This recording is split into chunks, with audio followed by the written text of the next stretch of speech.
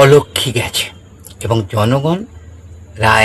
জনগণের রায় অলক্ষীকে বিদায় দিয়েছেন এবং লক্ষ্মীর পদার্পণ পশ্চিমবঙ্গ সরকার, বর্তমান পশ্চিমবঙ্গ সরকার শুভেন্দু অধিকারীর সহযোগিতায় আজ নবান্ন থেকে যেসব প্রকল্প মুখ্যমন্ত্রী শুভেন্দু অধিকারী মহাশয় একের পর এক দিয়ে যাচ্ছেন, পাশে আমাদের রেলমন্ত্রী উনি বসে আছেন এবং উনিও প্রকল্পের সাথ দিচ্ছেন। 61টা যে প্রকল্প জমেছিল,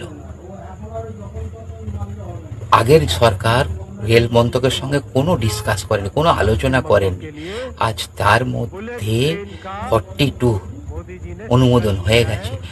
1,00,000 কোটি টাকার প্রকল্প এবং কয়েক হাজার কর্মসংস্থান।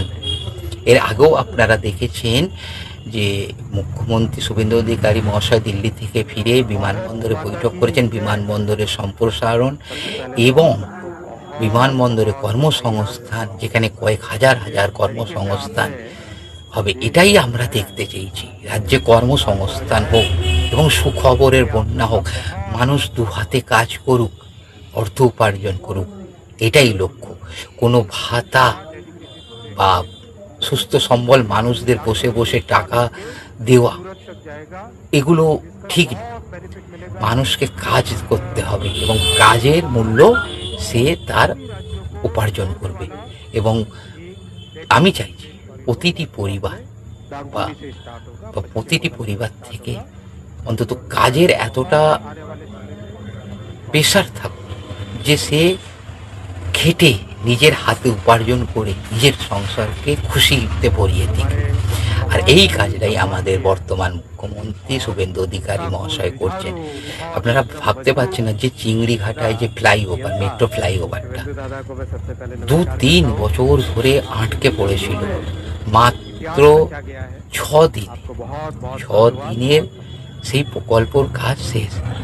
আজ আমাদের রেল মন্ত্রক যে মন্ত্রী উনিও দেখতে গেছেন এবং দেখে খুশি, এবং রেলের সম্প্রসারণ হবে, সেখানে প্রচুর লোকের কাজের সংযোগ হবে, কাজ পাবেন, এটাই সবচেয়ে রাজ্যের খুশির খবর। এবং আমাদের যিনি দিলীপ ঘোষ মহাশয় পঞ্চায়েত মন্ত্রী, উনিও করেছেন 11,000-এর বেশি শূন্য পদ যে আছে পঞ্চায়েতে, সেখানেও কর্মনিয়োগ হবে।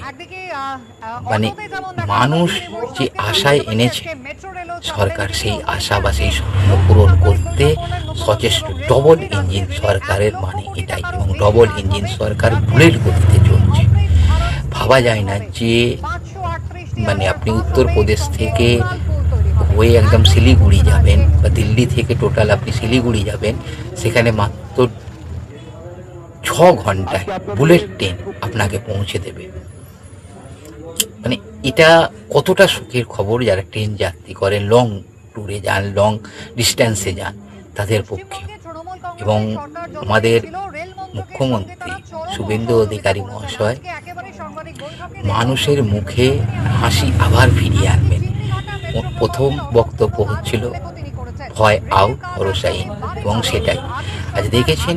টালিগঞ্জ, যেখানে আমাদের টলিউডের ফিল্ম হয়, সেখানেও বিশ্বাস ব্রাদার্স কীভাবে রাজত্ব কায়েম করেছিল, আজ জেলে চলে গেছেন এবং সেখানেও খুশির হাওয়া বইছে। সবাই কাজ পাবে, সবাই আনন্দে থাকবে, এর চেয়ে বড় খুশির সংবাদ কি হতে পারে? এবং এটাই আমাদের মুখ্যমন্ত্রী করছেন এবং তার ক্যাবিনেট মন্ত্রীরাও পুরো একটা টিম, ডবল ইঞ্জিন সরকার দ্রুত গতিতে সেটা সম্পন্ন করছে। এবং আমরাও চাই আমরা সকলেই মানুষ কর্মসংস্থানের মধ্যে ডুবে থাকুক, উপার্জন করুক, পরিবারকে খুশি রাখুক। এটাই, কোনো ওই তোলাবাজি, কাটমানি, দুর্নীতি এইসবের মধ্যে না জুড়ে থাকুক। তৃণমূল আমলে যে হারে দালাল একটা প্রতিষ্ঠিত হয়েছিল, মানে ওটাই একটা যেন কর্মসংস্থান, দালালি। বড় বড় নেতা থেকে চেলা চামুন্ডা ছোট, যে তৃণমূলের মানে জানে না, তৃণমূল দল না খায় মাকে না গায়ে মাকে, কি তার প্রতীক, সেও দালালি। মানে 2 নম্বরই টাকা লুটো। যে জমি কিনছে তাকে টাকা দাও, যে জমি বিক্রি করছে তার থেকে টাকা নাও। মানে এটা একটা শিল্পে পরিণত হয়ে গেল দালালি।